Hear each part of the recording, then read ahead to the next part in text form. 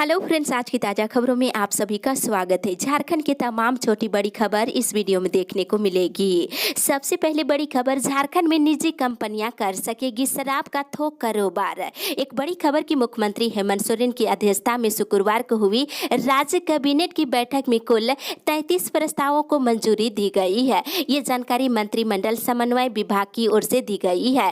बैठक में मंजूर एक प्रस्ताव के अनुसार राज्य में अब निजी कंपनियां भी शराब का थोक कारोबार कर सकते हैं। वहीं बता दें, दूसरी तरफ आंगनबाड़ी रसोइया और सहायिकाओं के मानदेय में सरकार ने 500 रुपये की वृद्धि की है। अभी इन्हें 1500 रुपये मिलते हैं, जबकि अब ये रकम 2000 रुपये होगी। इसके लिए राशि स्वीकृत कर ली गई है। इसके अलावा ग्रामीण क्षेत्र के बिजली उपभोक्ताओं को राहत देते हुए 31 मई 2021 तक की तिथि तक बिल में लगने वाले अधिभार को माफ कर दिया गया है। इन उपभोक्ताओं को राहत दी गई है कि वे बकाया बिजली बिल का भुगतान 4 किस्तों में कर सकते हैं। वहीं दीनदयाल उपाध्याय ग्राम ज्योति योजना के तहत सरकार ने 100 करोड़ का अनुदान स्वीकृत किया है। और एक अन्य फैसले में ग्रामीण विकास के विशेष प्रमंडल में पदस्थापित सहायक अभियंता अरुण कुमार को भ्रष्टाचार के आरोप में बर्खास्त कर दिया गया है। साथ ही कैबिनेट ने रिम्स में सीटी स्कैन मशीन की खरीदारी सीमेंस हेल्थ केयर से कराने के प्रस्ताव को मंजूर कर दिया है। वहीं रिम्स के चिकित्सकों के 7वें पुनरीक्षण वेतनमान में वेतन पुनरीक्षण की स्वीकृति भी कैबिनेट ने दे दी है। इसी के साथ ही अगली बड़ी खबर, 12वीं का रिजल्ट जल्द है। एक बड़ी खबर की सीबीएसई की 12वीं के रिजल्ट का मानक तैयार करने के लिए केंद्रीय शिक्षा मंत्रालय ने 12 सदस्यीय कमेटी बनाई है। इस कमेटी को अगले 10 दिनों में रिपोर्ट देने को निर्देश दिया गया है और कमेटी की पहली मीटिंग आज हो सकती है। कमेटी के लोग विशेषज्ञों से सलाह करके अपनी रिपोर्ट तैयार करेंगे, जिसके बाद मंत्रालय को सौंपा जाएगा। उसी रिपोर्ट के अध्ययन के आधार पर मंत्रालय रिजल्ट तैयार करने को अपनी मंजूरी देगा। वहीं दूसरी ओर परीक्षाएं रद्द होने का फर्जी पत्र वायरल। झारखंड बोर्ड के मैट्रिक और इंटर की परीक्षा 2021 के रद्द होने का फर्जी पत्र लगातार सोशल मीडिया पर वायरल हो रही है। फर्जी पत्र झारखंड एकेडमिक काउंसिल के नाम से जारी किया गया है और वायरल विज्ञप्ति में मैट्रिक और इंटर की परीक्षा 2021 को रद्द किए जाने की बात कही गई है। जैक के सचिव महीप कुमार सिंह ने कहा है कि इस तरह की कोई भी पत्र जारी नहीं किया गया है। मैट्रिक इंटर की परीक्षा रद्द करने को लेकर अभी तक राज्य सरकार कोई निर्णय नहीं लिया है। इसी के साथ ही अगली बड़ी खबर, मौसम विभाग से कर्नाटक पहुंचा मानसून, आज झारखंड में बारिश संभव। केरल और लक्षद्वीप को भिगोने के बाद मानसून शुक्रवार को कर्नाटक पहुंच गया है। आज झारखंड, यूपी, बिहार समेत देश के कई राज्यों में बारिश का अनुमान है और मौसम विभाग से मिली जानकारी के अनुसार 15 से 18 जून के बीच मानसून झारखंड में पूरी तरह से प्रवेश कर जाएगा। वहीं रांची और कई जिलों में इन दिनों लगातार आकाश में बादल छाए रहेंगे। कुछ हिस्सों में गर्जन के साथ बारिश भी होगी और कुछ जगहों पर 30 से 40 किलोमीटर प्रति घंटे की रफ्तार से हवा चलने की संभावना है। इसी के साथ ही अगली बड़ी खबर, झारखंड कोरोना अपडेट्स। झारखंड पिछले 24 घंटे के दौरान कोरोना के 478 नए मरीज मिलने के साथ ही 13 मरीजों की मौत हो गई है। वहीं 1170 मरीज स्वस्थ हुए हैं। मिले मरीजों में से बोकारो से 23, चतरा से 5, देवघर से 17, धनबाद से 43, दुमका से 1, पूर्वी सिंहभूम से 102, गढ़वा से 8, गिरिडीह से 18, गोड्डा से 4, गुमला से 19, हजारीबाग से 26, जामताड़ा से 3, खुट्टी से 21, घोडरमा से 9, लातेहार से 21, लोहरदगा से 22, पलामू से 7, रामगढ़ से 8, रांची से 40, साहिबगंज से 11, सरायकेला से 5, सिमडेगा से 42 और पश्चिमी सिंहभूम जिले से 23 कोरोना के नए मरीज मिले हैं। इसी के साथ ही अगली बड़ी खबर, सिर्फ 5 जिलों ने छात्रवृत्ति के लिए भेजी बच्चों की जानकारी। मुख्यमंत्री विशेष छात्रवृत्ति योजना के लिए जिलों से विद्यार्थियों की जानकारी झारखंड शिक्षा परियोजना को नहीं दी जा रही है। शिक्षा परियोजना ने पहले 15 मई तक, फिर 31 मई तक जिलों से विद्यार्थियों की जानकारी देने को कहा था, लेकिन 31 मई तक राज्य के 5 जिलों के द्वारा इस संबंध में ही जानकारी दी गई है, जिसमें गोड्डा, लातेहार, सिमडेगा, दुमका और देवघर शामिल है। वहीं विद्यार्थियों के बारे में जानकारी नहीं दिए जाने के कारण छात्रवृत्ति की राशि बच्चों को नहीं दी जा रही है। वहीं दूसरी तरफ डाटा शेयरिंग नहीं करने वाले स्कूलों पर होगी कार्रवाई। जिला शिक्षा पदाधिकारी ने कल शिक्षा अधिकारियों के साथ बैठक की और कई निर्देश दिए हैं। इसमें डाटा शेयरिंग नहीं करने वाले स्कूलों पर कार्रवाई करने का निर्देश दिए हैं। वहीं दूसरी ओर कोरोना से मृत पुलिसकर्मियों की मांगी रिपोर्ट। कोरोना संक्रमण से जिन पुलिसकर्मियों की मौत हुई है, उनके संबंध में गृह विभाग ने पुलिस मुख्यालय और होमगार्ड मुख्यालय से रिपोर्ट मांगी है। वहीं बता दें, इन पुलिस पुलिसकर्मियों को फ्रंट वॉरियर मानते हुए इनके आश्रितों को राज्य सरकार ने 25-25 लाख रुपए देने का निर्णय लिया है। मुख्यालय से रिपोर्ट आने के बाद प्रस्ताव बनाकर वित्त विभाग को भेजा जाएगा। इसी के साथ ही अगली बड़ी खबर, केंद्र की तर्ज पर जेटेट की मान्यता बढ़ाने की मांग। शिक्षक बनने का सपना देख रहे युवाओं के लिए केंद्र सरकार ने एक बेहतर पहल किए हैं। केंद्रीय मंत्रालय की ओर से सीटेट की योग्यता प्रमाण पत्र की वैधता को 7 साल से बढ़ाकर इसे आजीवन कर दिया गया है। हालांकि टेट पास अभ्यर्थियों की कुछ और ही मांगे हैं। उनकी माने तो प्रमाण पत्र की वैधता बढ़ाने से कुछ नहीं होगा जब तक नियुक्ति नहीं होगी। वहीं कुछ अभ्यर्थियों ने झारखंड सरकार से जेटेट की मान्यता भी केंद्र सरकार की तरह ही बढ़ाने की मांग की है। वहीं बता दें, झारखंड में लगभग 52,000 जेटेट सफल अभ्यर्थी है जो लगातार नियुक्ति की मांग कर रहे हैं, लेकिन सरकार इनकी मांगों को अब तक अनसुना किया है। इसी के साथ ही अगली बड़ी खबर, विभिन्न विभागों में रिक्त पदों को जल्द भरे नहीं तो होगा आंदोलन।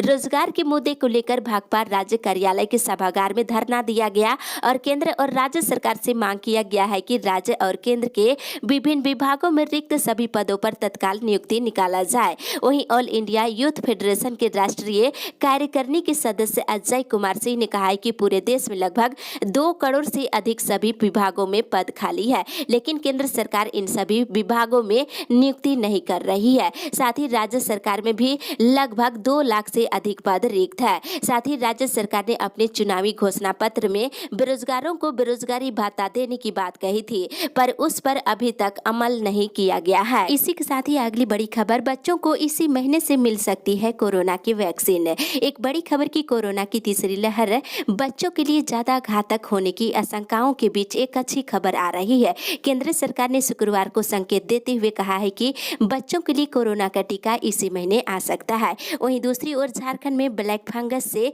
2 और मरीजों की मौत।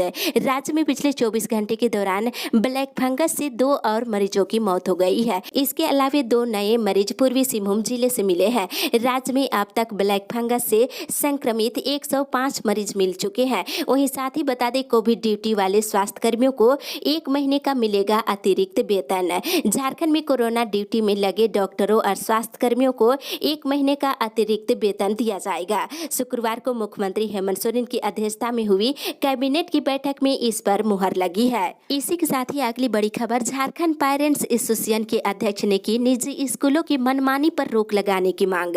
झारखंड पेरेंट्स एसोसिएशन के अध्यक्ष अजय रॉय ने शिक्षा मंत्री जगन्नाथ महतो को ज्ञापन के माध्यम से निजी स्कूलों की मनमानी के खिलाफ रोक लगाने की मांग की है। उन्होंने पत्र में शिक्षा मंत्री से आग्रह करते हुए कहा है कि पिछले साल की तरह इस साल भी वर्तमान सत्र 2021-22 में आदेश निर्गत करे कि निजी स्कूल ट्यूशन फीस के अलावे किसी तरह की कोई भी फीस नहीं ले। इसके साथ ही अब मुख्यमंत्री ही टीएससी सदस्यों को करेंगे मनोनीत। राज्य में जनजातीय परामर्शदात्री पार्षद का गठन जल्द ही होने की उम्मीद है।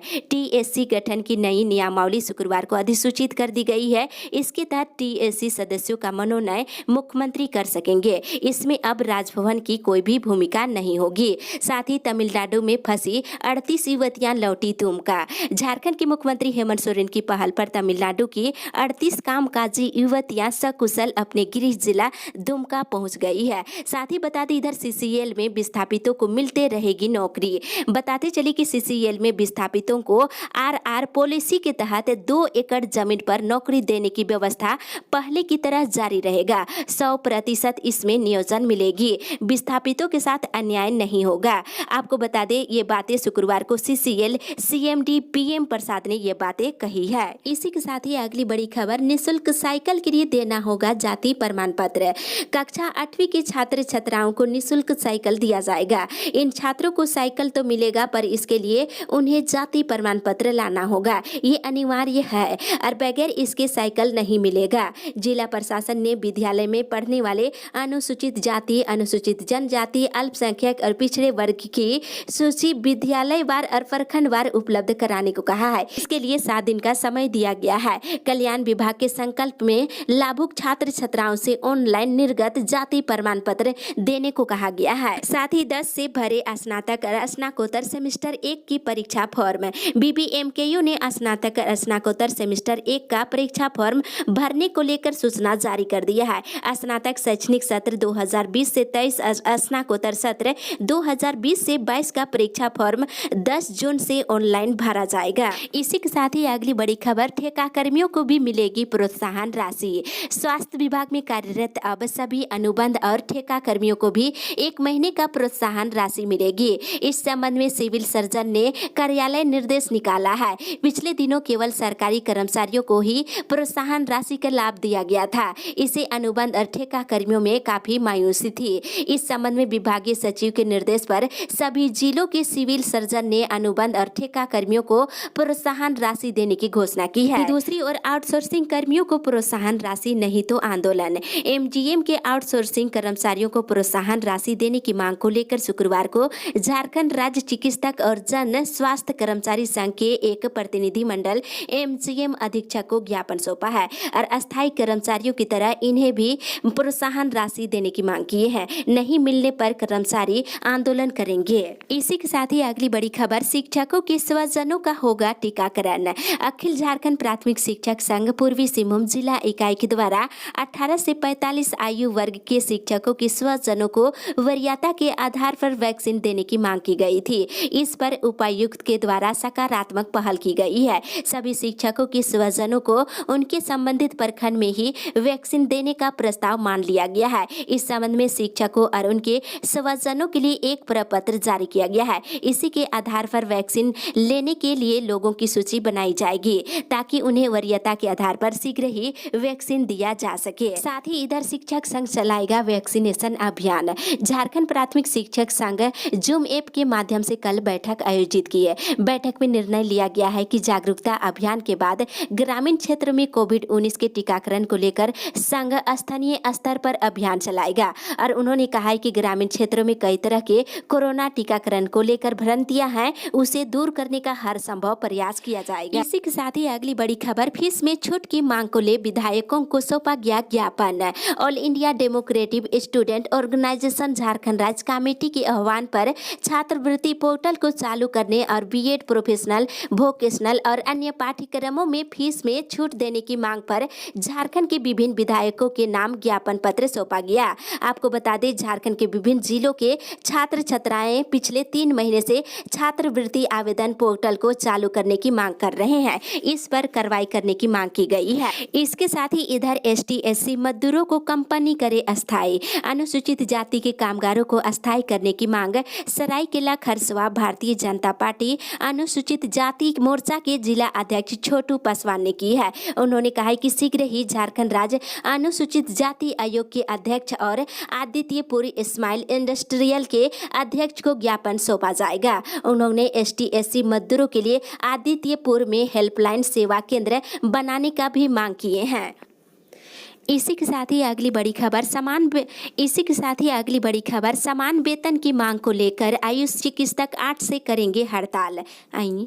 इसी के साथ ही अगली बड़ी खबर, समान वेतन की मांग को लेकर आयुष चिकित्सक 8 से करेंगे आंदोलन। समान काम समान वेतन सहित अन्य कई मांगों को लेकर अब आयुष चिकित्सक भी आंदोलन के मूड में आ गए हैं। इसी को लेकर शुक्रवार को आयुष एसोसिएशन ऑफ झारखंड के जिला अध्यक्ष डॉक्टर राजीव कुमार के नेतृत्व में उपायुक्त मंजूनाथ भंजश्री से मिलकर उन्हें ज्ञापन सौंपे हैं। सभी चिकित्सक 8 से 12 जून तक काला बिला लगाकर अपनी सेवा देंगे। एसोसिएशन की प्रमुख मांगों में देखा जाए तो बिहार के तर्ज पर समान काम के बदले समान वेतन देने और सेवानिवृत्ति की उम्र सीमा 67 वर्ष करने और रिक्त पदों पर बिना शर्त सीधी बहाली करते हुए समायोजन करने समेत अन्य कई मांगे शामिल किए हैं। वहीं दूसरी ओर निजीकरण के लिए भेजे बैंकों के नाम, नीति आयोग ने निजीकरण के लिए प्रस्तावित बैंकों की अंतिम अपनी सूची भी निवेश के लिए बने सचिवों के समूह को सौंप दी गई है। ये समूह इन नामों पर विचार कर केंद्रीय कैबिनेट को अपनी सिफारिश सौंपेंगे।